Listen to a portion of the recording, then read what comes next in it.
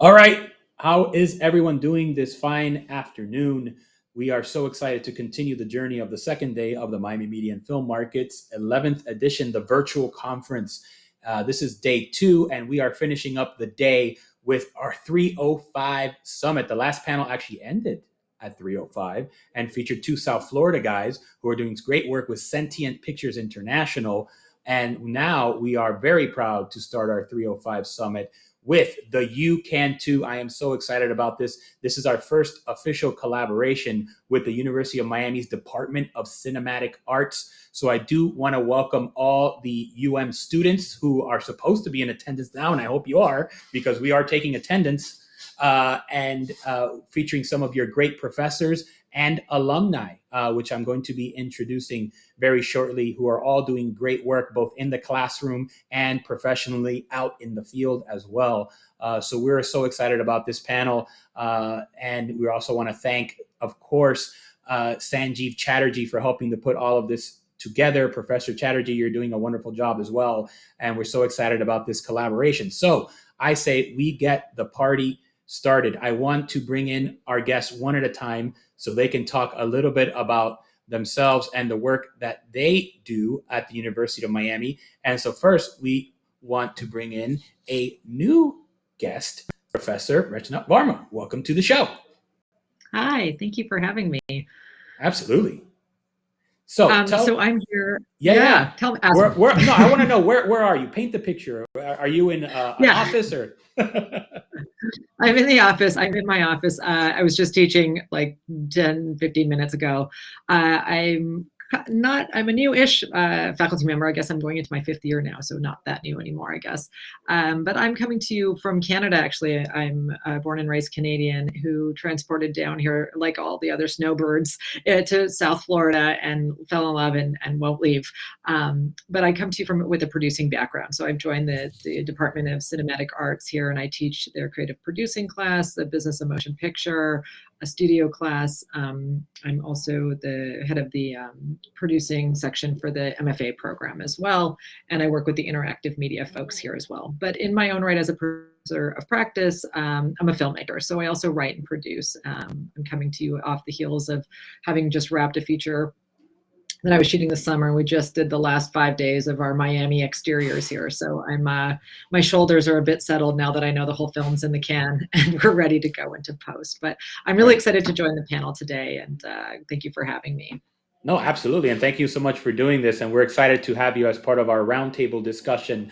But I do want to also introduce some of your fellow panelists, and then we'll bring you back for the group chat. Perfect. All righty. So let's bring back a familiar face to the Miami Media and Film Market, our good friend out of Los Angeles, Matthew Stein. Matt, welcome to the show. Thank you so much for having me. It's super exciting to be back on another panel here. Thank you. And you know what? I'm not even calling them panels anymore. I'm just going to call it the show. The show. Back on the show. We're back on the show. So Matt, obviously you were on a great panel yesterday on marketing and distribution.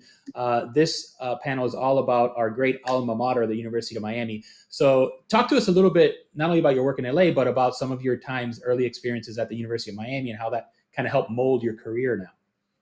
Well, this panel is actually this show is particularly exciting to me right now because it actually all began at the U for me.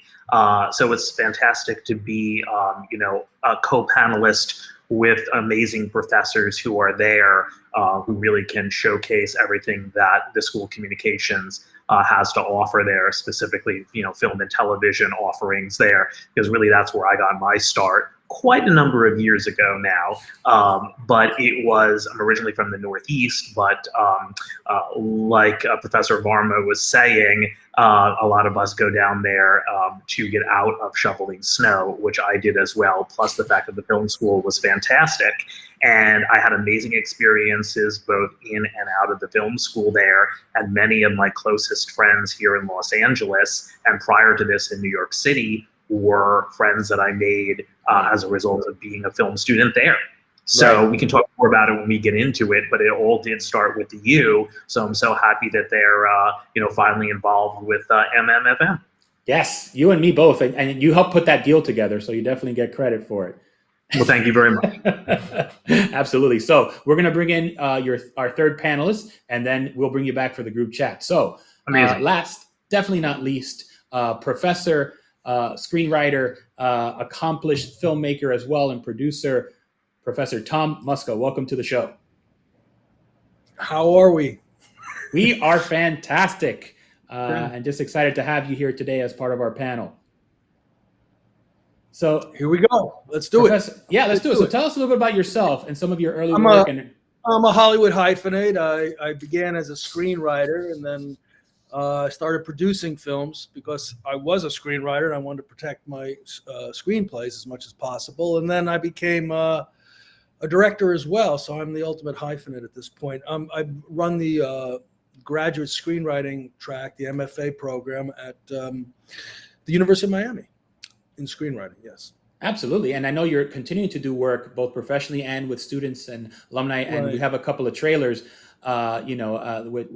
are appearing now on HBO. So I want to talk a little bit about those films after the break, but I wanted to kind of set them up as trailers. Well, we're training students to be professional filmmakers. So I like to push them out into the field as soon as possible. And I've done that. We've done well, I did a feature that I wrote and directed, but a student of mine, Aaron Argus-Sanchez, and Shane Kinsler, who wrote the script, we made it. It was called Make Love Great Again, and it's been on HBO for 2 years. And then we just had another one go on HBO, again, student filmmakers, and that's Tim Sparks' America. So that's currently there, AMARAICA. And you can catch that on HBO Max or HBO Latino. So we can make professional films, and we are, and we do it. We actually do a combination of student crews with professionals, and it all is rather seamless and has worked very well so far. Absolutely. So I am now a Miami-based producer. I don't want to do it anywhere else because I have a template for making certain films at a certain budget right here. Right, but you're becoming like a Miami mogul with an output deal at HBO. It looks like. Well, we'll see. I hope to continue. Yeah. Tell us a little bit more about the other trailer we're going to show as well, Chateau Vato. Well, Chateau Vato is a film I wrote and directed. It's a comedy, stars Paul Rodriguez and Elpidia Carrillo. It has a lot of similarities to that. Who won the Oscar? It's called 2 years ago. What was it called? What film won the Oscar 2 years ago? Oh, you're talking about the Best Picture. Yes. Oh God, I'm blanking on it. No, I'll get it in a second. But anyway, it's from the last Korea. thing I remember is Moonlight. The last time I saw it. No, the one after Moonlight. Parasite, of course. Yes. So it has a lot of similarities to Parasite.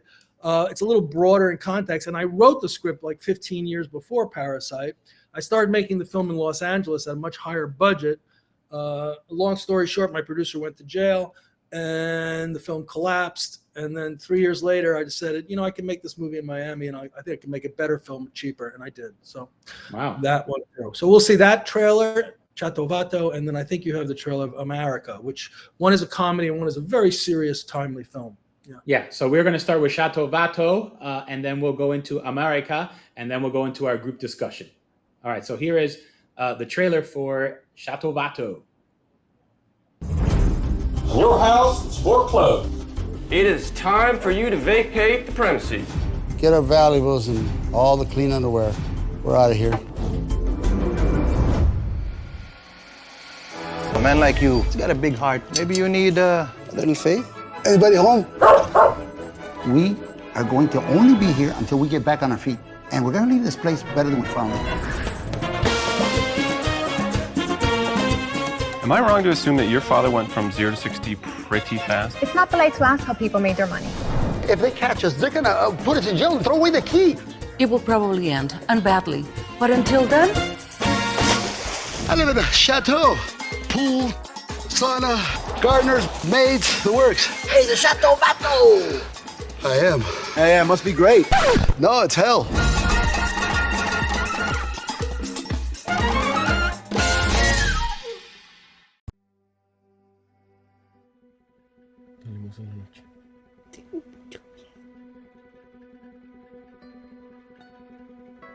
She crossed the desert with a coyote. Not a lot I can do for you, bud. Unless you fall in love with and marry an American citizen.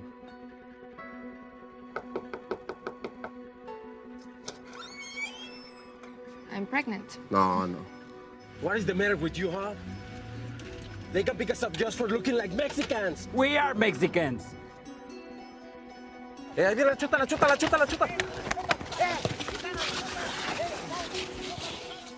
If that baby is yours, we are finished. I'm not asking you to marry me for love. You're going to be with me, or this loser. Juana! Perdieron a nuestra bebé.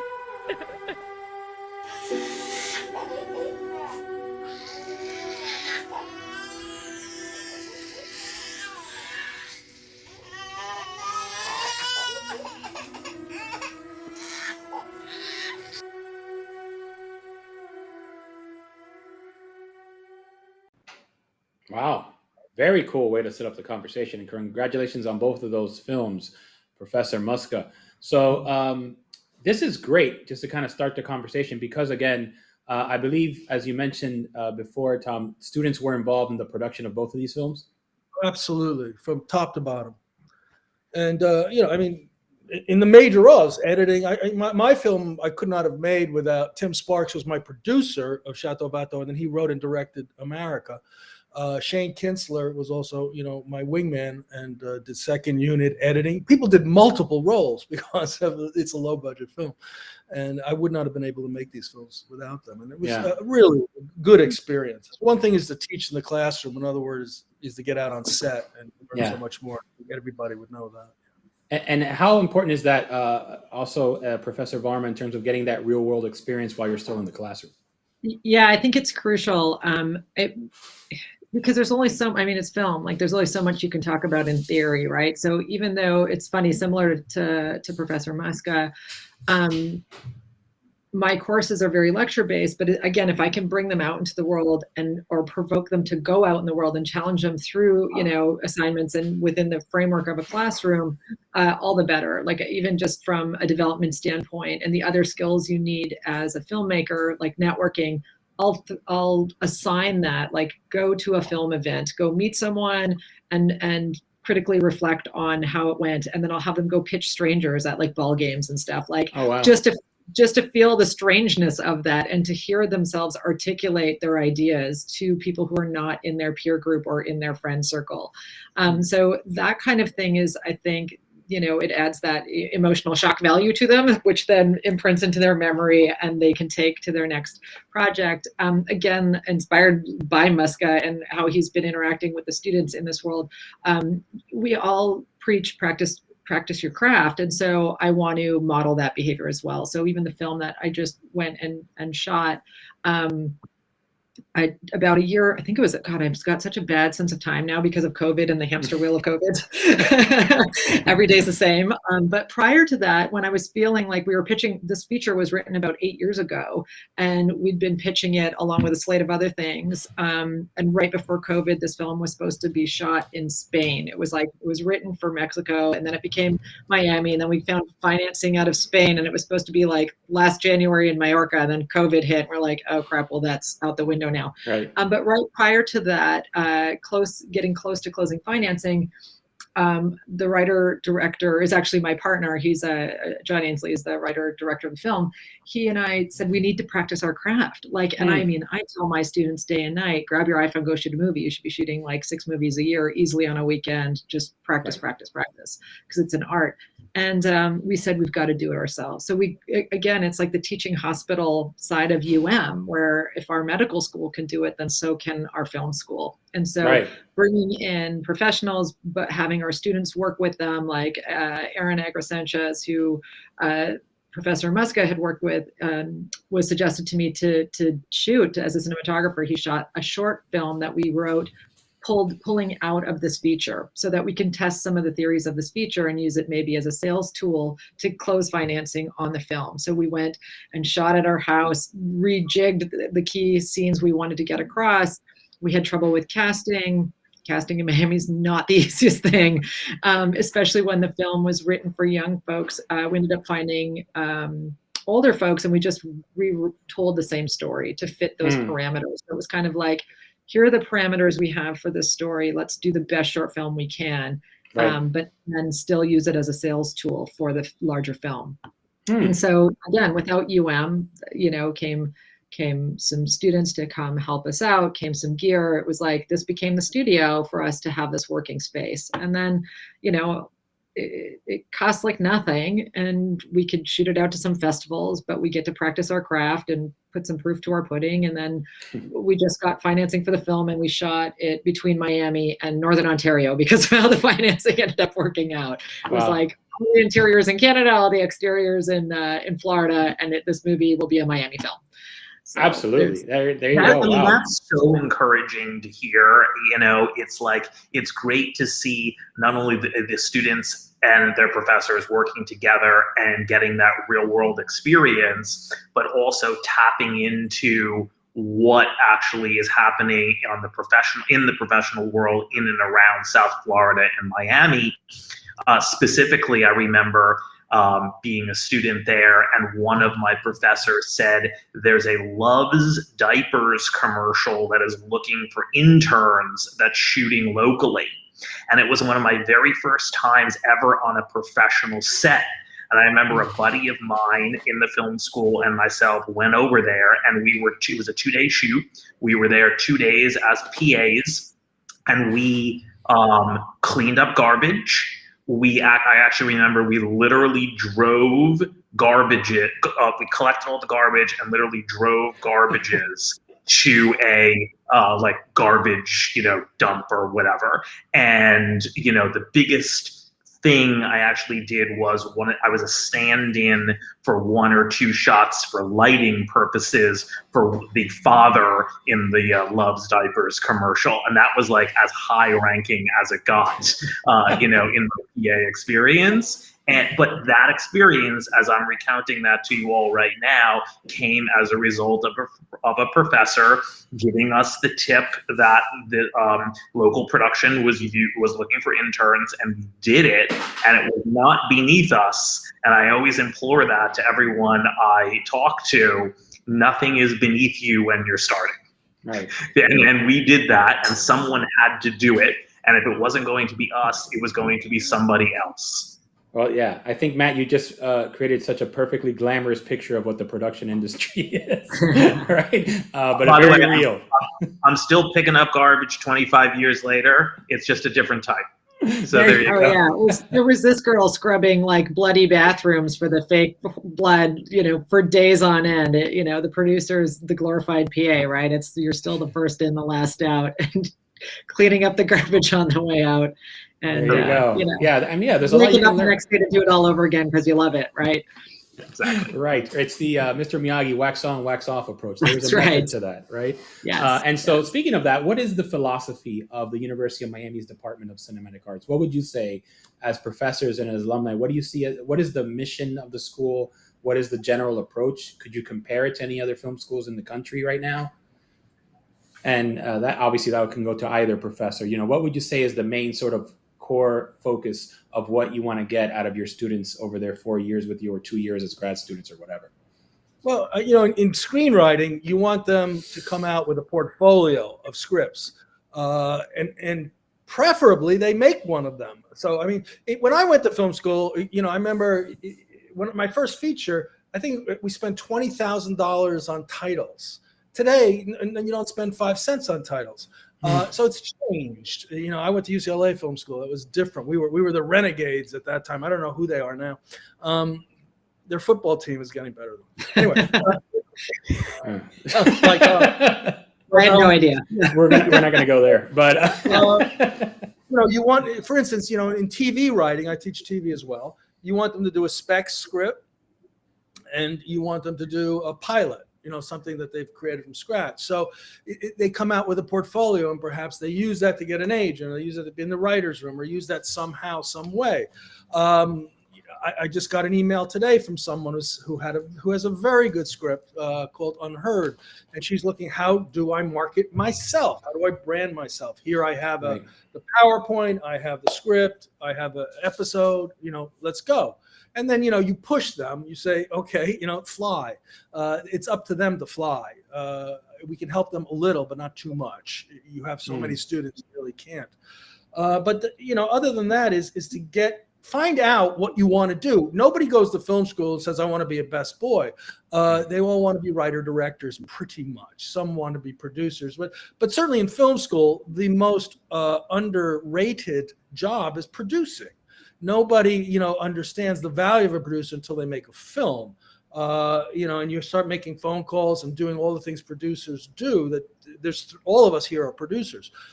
We understand the power of producing. Hollywood understands the power of producing. Film schools generally do not.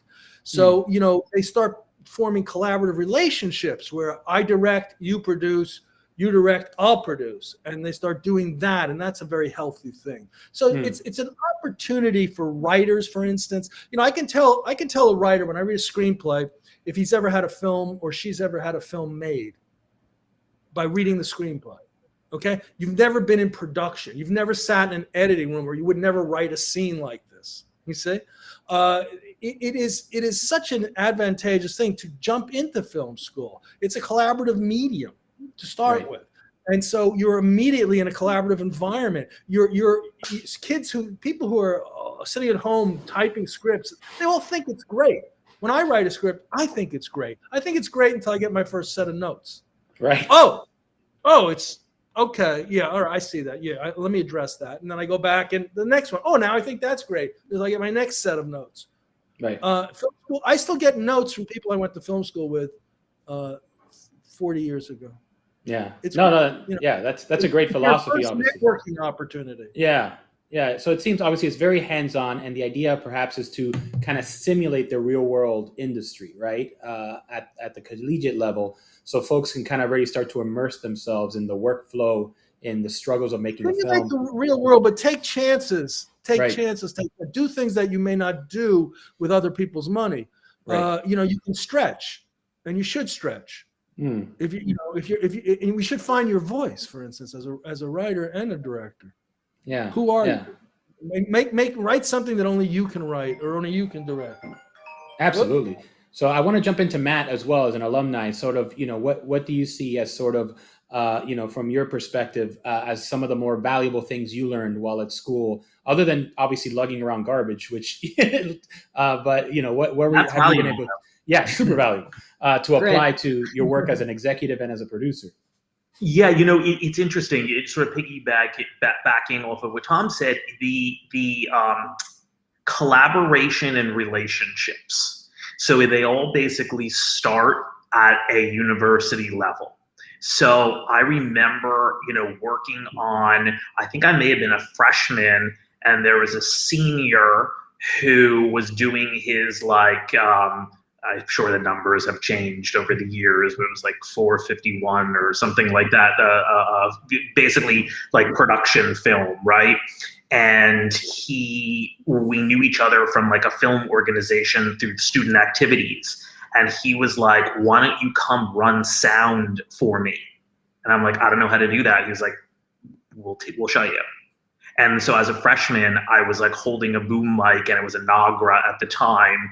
And, we were making a movie, and I got to do that freshman year.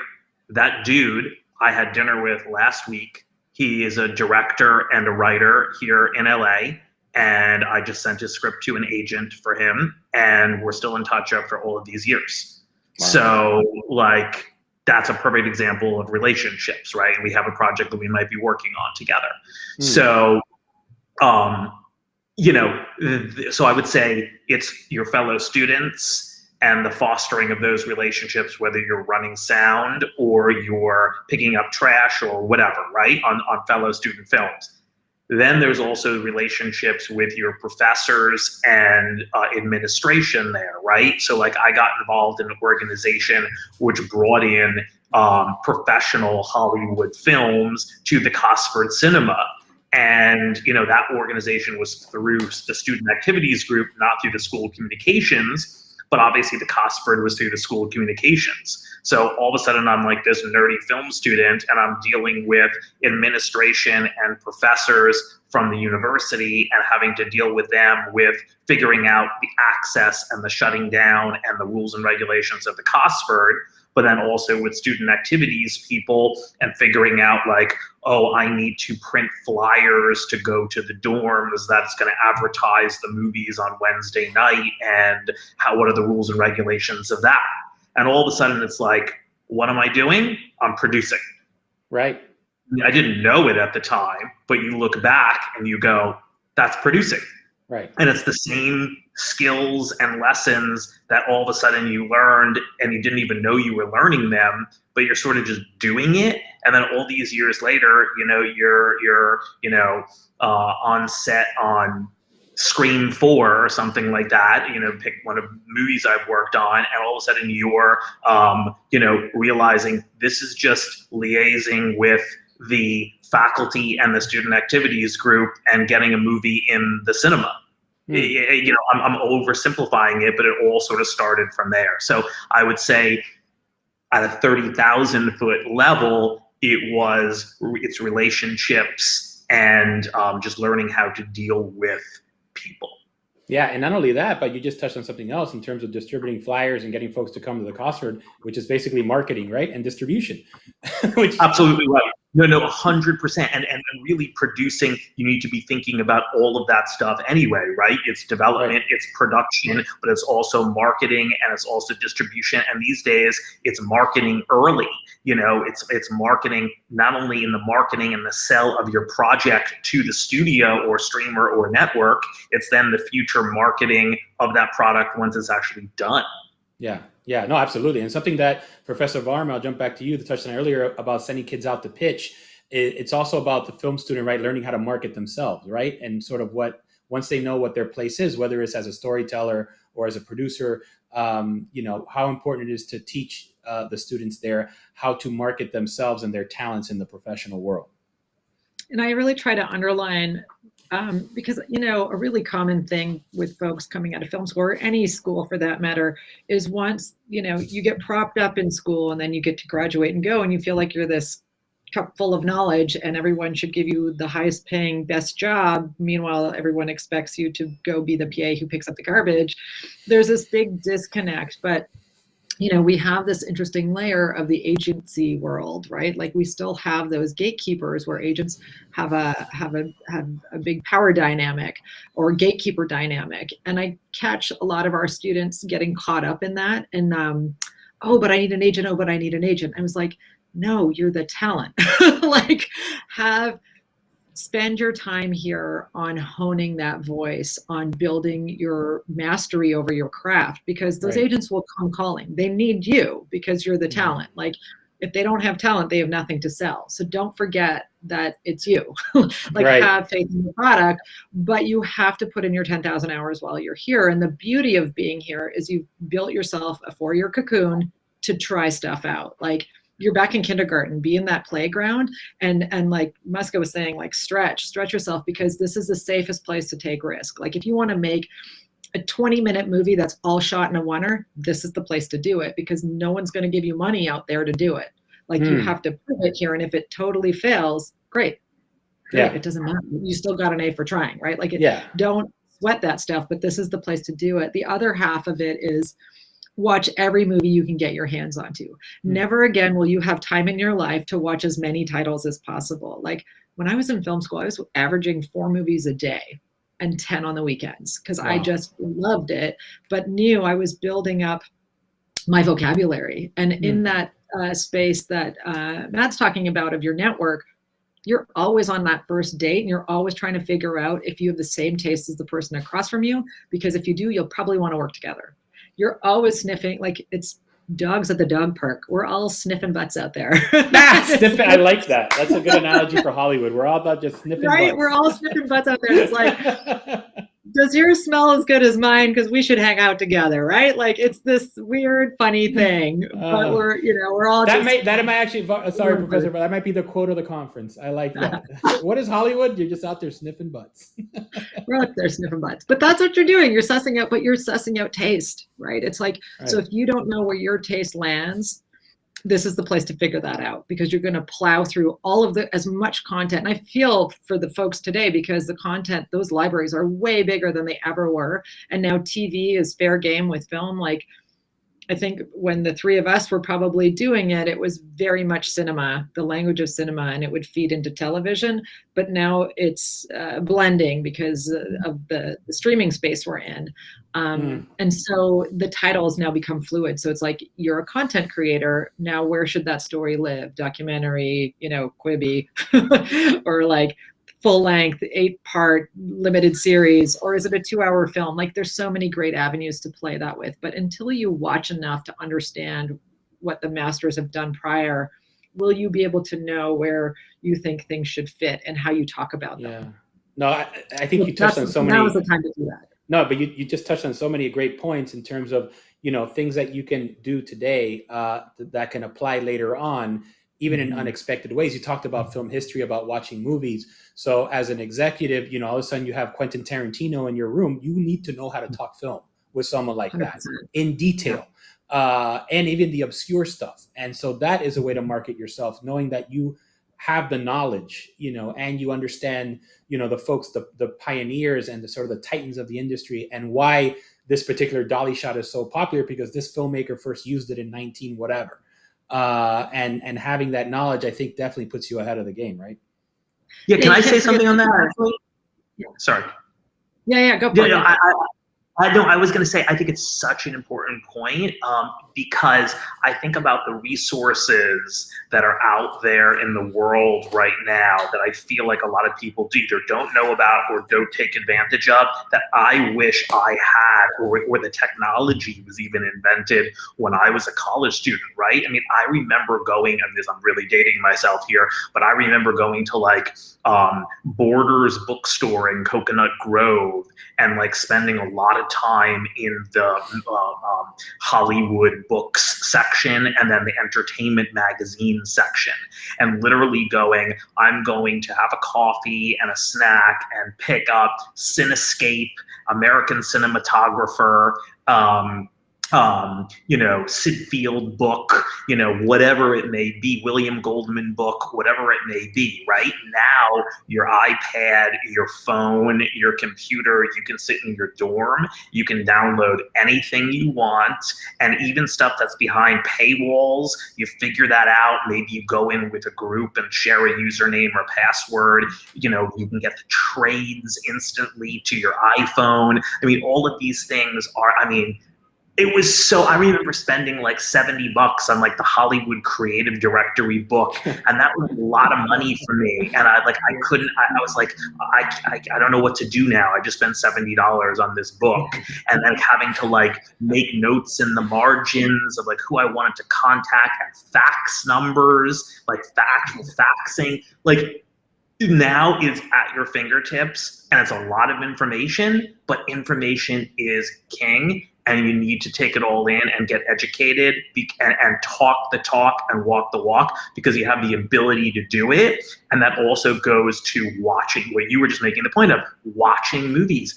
You actually had to try to leave your dorm to go watch movies. Now you can just do anything right in front of you. So there's really no excuse not to watch it all and take it all in and study the credits and study the directing style and research. Anyway, I'm preaching to the choir, but like bottom line is everything's at your fingertips. So watch the movies, read the material, get into it all. You'll be so much more educated than the generations before. Right. No, that's great advice. And Professor Musca, let's talk about the aspiring screenwriter and how should they be preparing themselves for the real world and the lumps that they're eventually going to take when they get out there, either pitching their original stories or maybe trying to get on staff somewhere in the TV world. It's a privilege it's a privilege to take a punch in Hollywood. It's not, it's not a lump. It's come on, if you have the opportunity, go do it. I'm not worried about people. The most important word in Hollywood is next. It's not, I've had people when we're trying to sell Stand and Deliver, the guy at Disney said, well, I like this film. I think my son will like it too, but I don't think my son can get his friend to go see it. Okay. We stood up and left the room. Next, wow. Someone else will buy it. Maybe. Wow. You see? It's not like, don't worry about taking your lumps. That's the last thing. I want to talk about this though. What's great about film school, it accelerates your knowledge. Your Right. I'm hearing something. Oh, sorry. Yeah, Sorry, guys. Yeah, it's like, we started my class with a pitch. The pitch eventually becomes a script. A script then goes through 6 or 7 revisions. Then they go and shoot it. And the biggest problem most students have, and this is the only thing you can do in film school, is they don't screen their films enough in their early cuts. Bring it in. I tell my students, my class is always open. If you've ever had me before, you have a film, I don't care if you're taking me now, come in, we screen, you have an audience for your film. You get notes. You sit in the back, you know where the slow spots are by just watching the way people adjust their body while they're watching your film, or what you think they understand. Half the class didn't get that. You see, you can't do this alone. It is not a one-man band operation. Even if you create the film alone, you then have to show it and get notes. And again, you can make the film you want to make. You don't have to listen to the notes. They don't have to listen to me. They just have to hear what other people say, and that's very important. Oh, it's a great point about. They have to go make mistakes, and film school allows that. Oh, Right. I never understood that. Yeah. And this idea of test audience, right, which is something that's more accessible and something that obviously studios use all the time, right, to see if something's working. Go ahead, man. Yeah, I was going to say, it's an hour in the editing room. You can go in. You know who the real people are because they're there at 2 a.m. That's how much they care. Yeah. And what you're describing is exactly a reflection of the way it's going to be in the real world anyway. So, I can't tell you how many test screenings I've been in my life, and see literally a high school kid tear apart a $40 million movie, and then the studio make changes because of the high school kids' opinions. Wow. Yeah. And they're probably right at least 90% of the time, right? Unfortunately, yes, they usually were. Right. And now they can do it via Twitter and a hashtag. Exactly. But those are obviously some great points, obviously in terms of how you get out there and you can not only test your material within the college setting, but you can sharpen your sword. But know that, there's always going to be notes. There's always going to be critics. As you said, as great as a movie as Stand and Deliver was, you had critics at different studios that said, this is not going to work. There it is. Over there. There it is. They always say the movie poster is the sheepskin of our industry. Oh, I never heard that. Okay, I'll use that. There you go. So yeah, let's talk a little bit now about technology and how things have evolved and how, you referenced before how easy it is now to make a movie, where essentially you have your own little movie studio on your phone now. When Matt and I were there, I was probably the last generation. We were in that little tiny wooden film shack editing on 16 millimeter on a flatbed. I'm assuming that doesn't exist anymore, either physically or philosophically. So what is the approach now in terms of the technology and getting kids up to speed? We had some great animation and visual effects panel about animators working on making movies on Unreal gaming engines and using all this other technology to create their work. So what is sort of the University of Miami stance now on what is the best things to learn from a technology standpoint? I think that's a great question. So I might sound a little controversial when I say this, and I'm not speaking for the university, but I have a personal philosophy of investing in people instead of technology, because technology is always changing. So any good film school should be teaching you the technique of storytelling, and you should be adapting that as the technology changes. But I know the school is definitely, always answering the call of the industry by updating, the latest and greatest cameras, the latest and greatest software.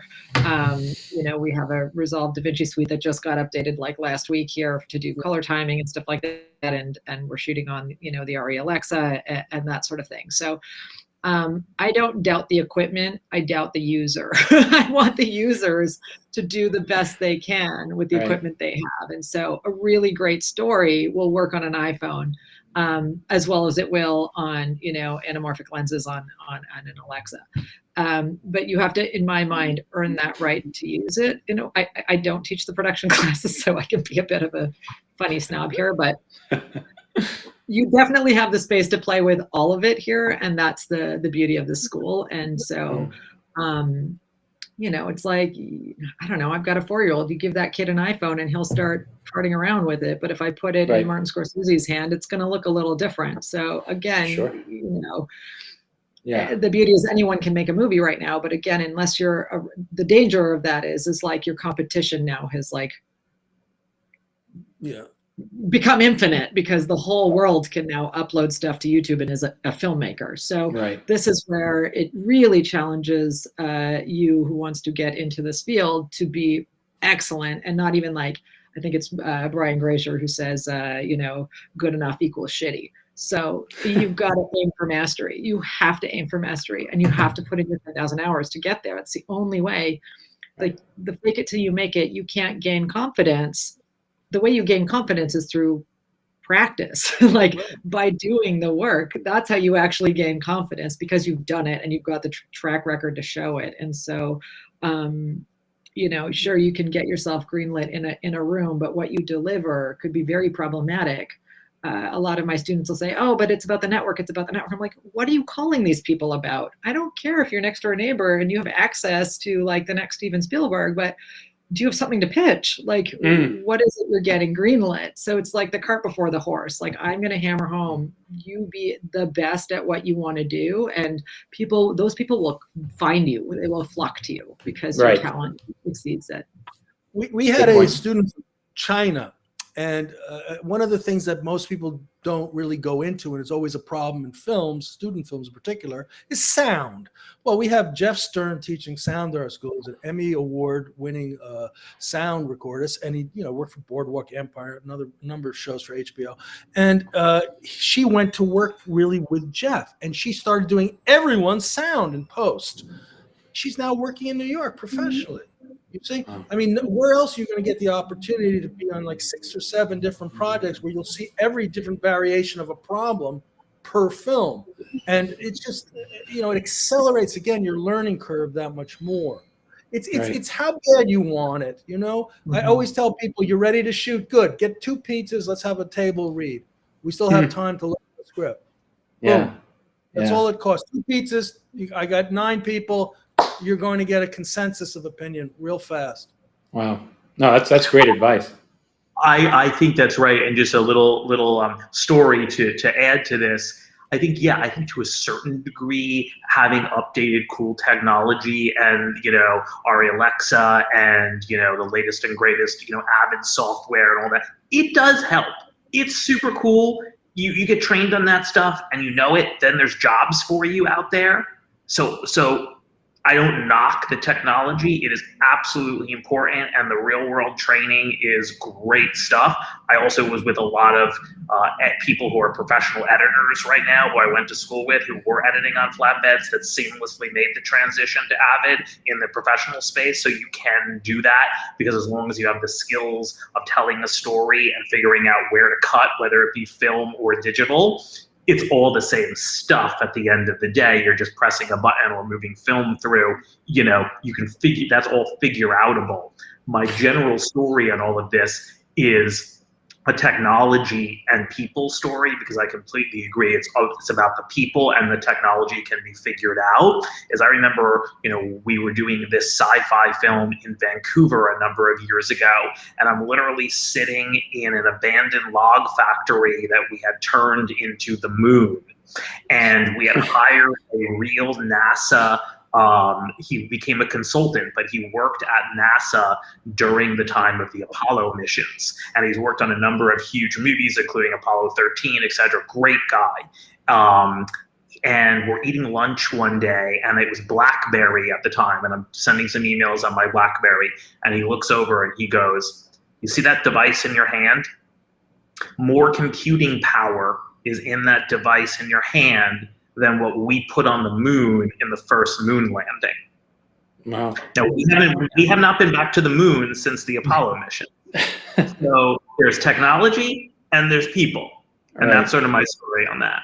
Wow, that's a very interesting point. Absolutely, and it's more like the painter versus the paintbrush, right? You can put that paintbrush in a 5-year-old's hands, but it's going to look very different than if Van Gogh had it.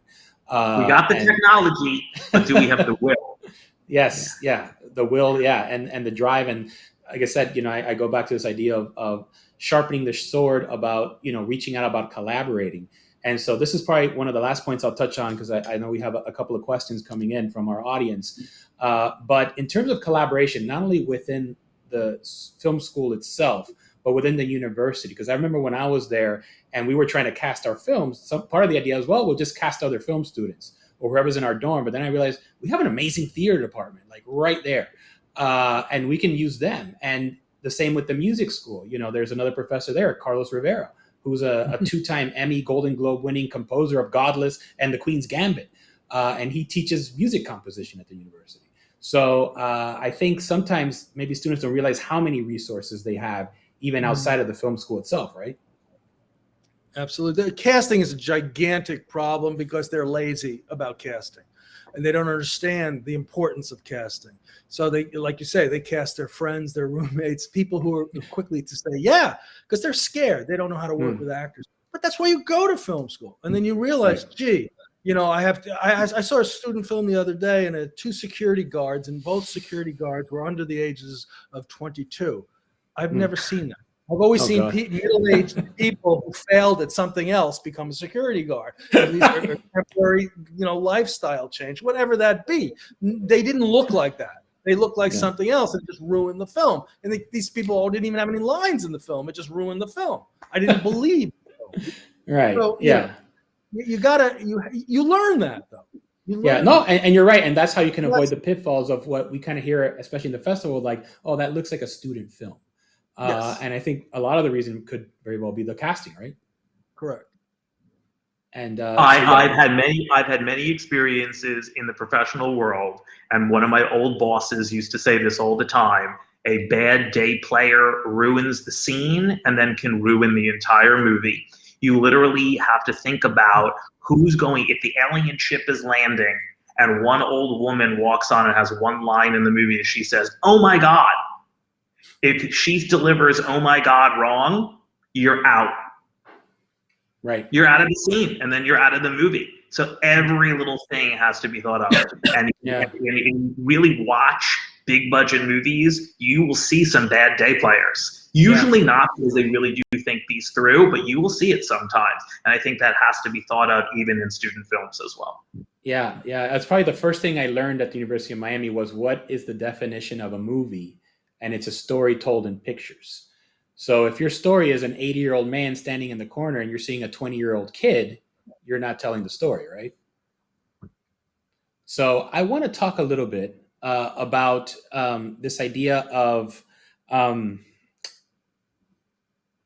where do we take our journey from here, right? So we know, and we've spent the last 2 days talking about how this industry is evolving, how it's changing so quickly, how distribution is evolving, how marketing is evolving, how theatrical has gone away and might come back, and we're not sure. In terms of business strategy for our film students and for our young sort of professionals, what advice would you give them in how to start to adapt to all the changes we've been seeing in the industry just within the last year alone? One bit of advice I kind of put out there, because it is the Wild West right now. Like, distribution, I feel like, has been in the Wild West for about 10 years now, but like COVID has really now accelerated that. And Matt, your expertise in this, I'm really curious to hear more about. But one thing I did cheat to all of this is reverse engineer it. Where does your audience live? So if you have a story and you know who it's for, you just have to find them. Where are they?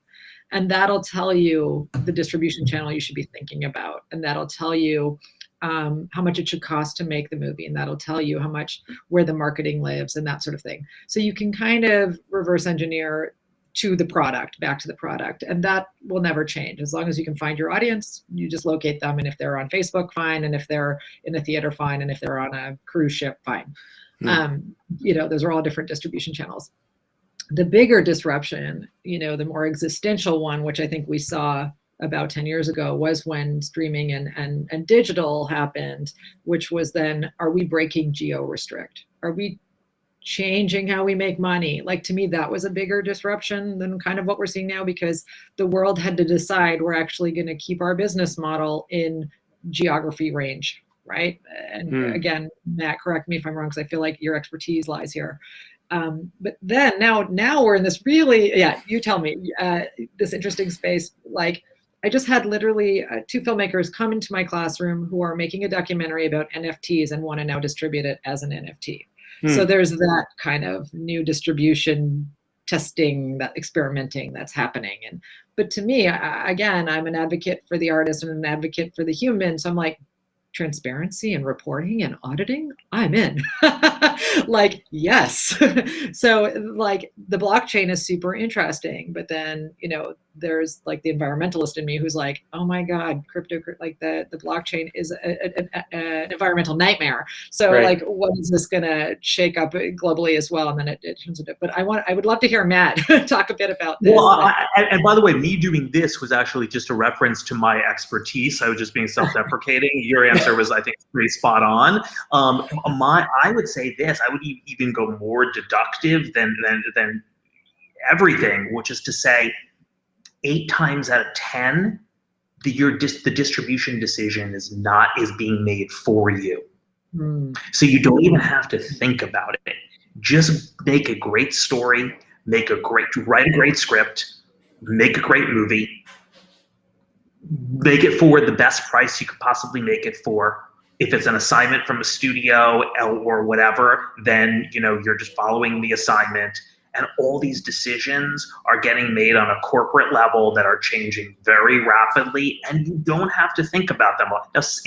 There's exceptions to the rule, and everything that I'm saying, there's exceptions to the rule for.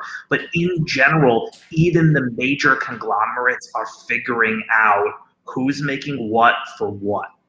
And it's all happening faster than anyone can think about. Example, if you go make a movie and Warner Brothers buys it, Warner Brothers is going to make the decision about whether or not it's going out to HBO Max, or it's going to Warner Brothers, or it's going to these are all decisions that will be made for you, but you're lucky to even have those decisions being made. And the reason that they're going to make those decisions is because you've written or made something awesome. Right. No, very well said. So yeah, we've got about 5 minutes left. So I definitely want to jump into our interactive portion of our show and see what our audience has to say.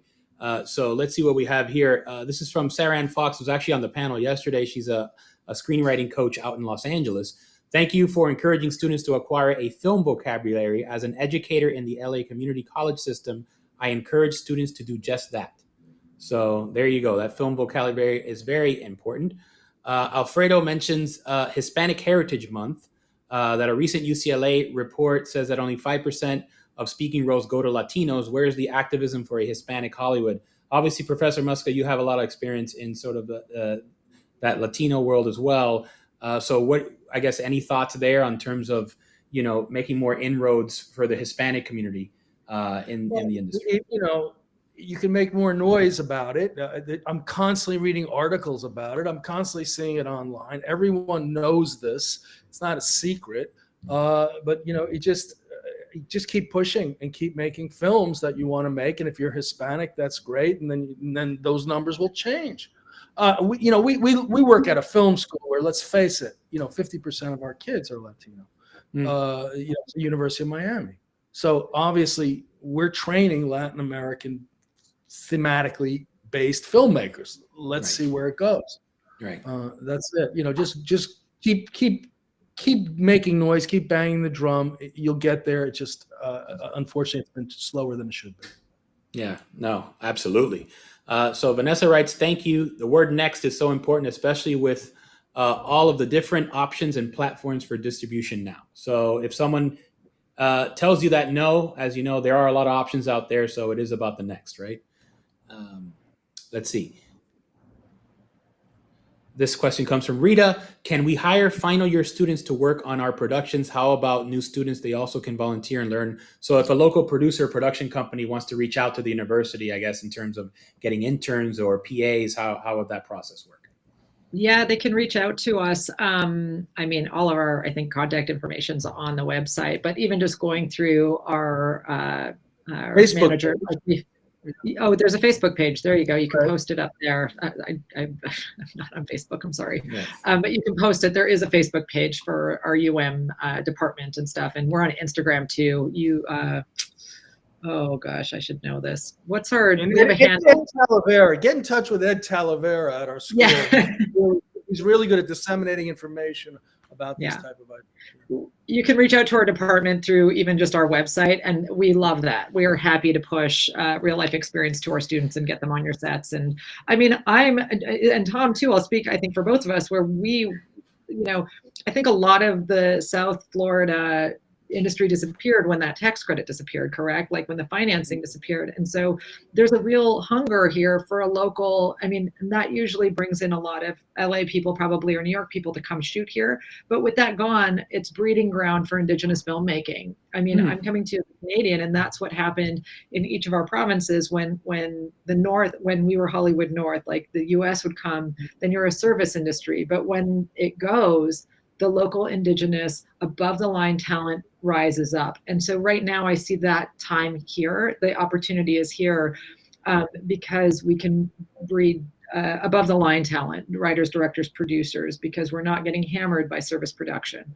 So some may see it as a loss for sure in certain sectors, but right now I want to see it as an opportunity for diversity of voices to be heard. And that can help in that Hispanic voice being heard louder and being cultivated. And you're seeing people like Harmony Korine, you hear about them moving down here and making Florida films. And you know, we have great locations. And Locations here are fabulous, especially compared to LA.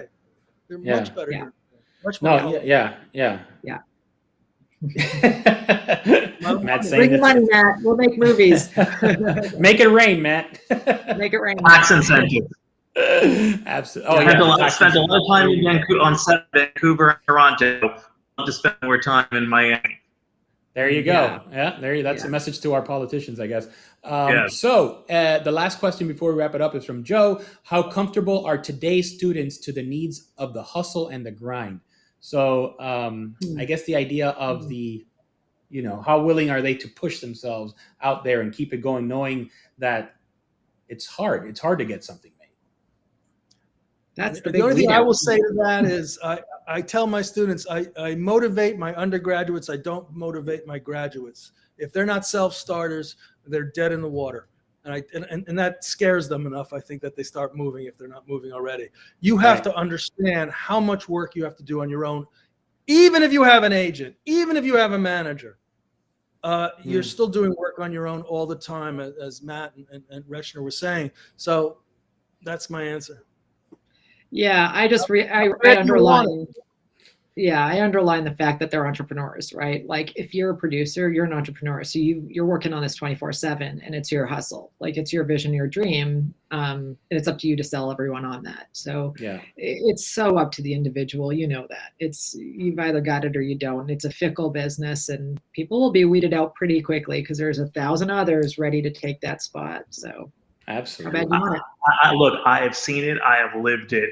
I think when you start on campus as a freshman, you immediately need to go, what else?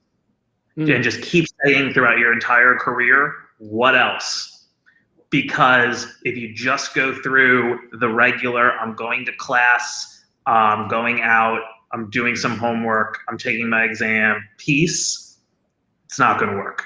Well, it could work. There's always exceptions. But chances are it's not. You got to go, what student activity and film that I need to get involved with?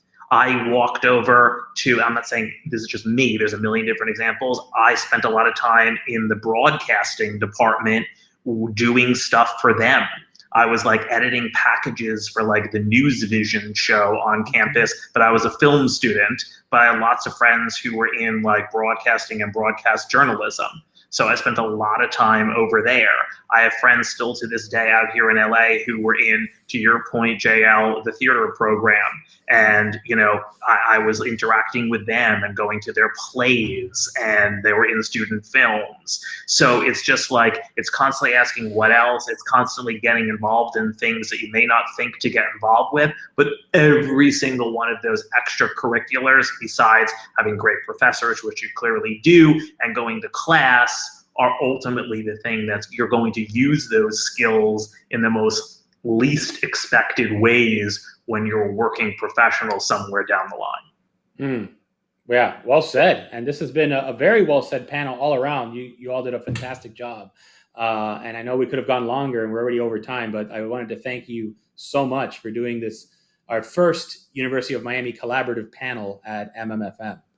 So this has been awesome. And yeah, I got to show you guys something. Now that you mentioned that, now I got to show you how much of a cane I am, because I actually have a real tattoo. Whoa. So there you go. This had to happen. All right. So yeah, it's all about There's being no way to here. top that one. You can't top speechless. Mic drop. Anyway, guys, this has been an amazing panel. Thank you so much, Matt. Obviously, Professor Varma, Professor Musca, thank you for all the great work you're doing with our future generations as well, and all the great work you're doing professionally. So keep it going. That's all I can say. Thank you so much for having me. Absolutely. And to the rest of us tuned in out there, please know that this is not the last panel of the day. This is part one of our 305 Summit. Next, we have in 30 minutes, a little bit less, in 27 minutes, our Miami Movie Mavericks. These are independent filmmakers from our community that have some of the hottest films that have come out in the last year. Things are happening here within our local industry. We just saw a piece of it here with the University of Miami panel, but you're going to hear about some of our working indigenous filmmakers as well, and all the great work that they're doing professionally out there in the world. So stay tuned for that. In another 27 minutes, this will be the last panel officially of MMFM 11's virtual conference. So stay tuned, and we will see you at the top of the hour.